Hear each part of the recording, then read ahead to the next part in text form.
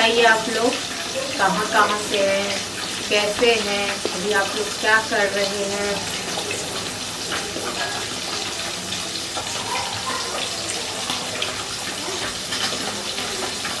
जो लोग मछली खाते हैं तो रोहू मछली किस किस को पसंद है आप लोगों में से।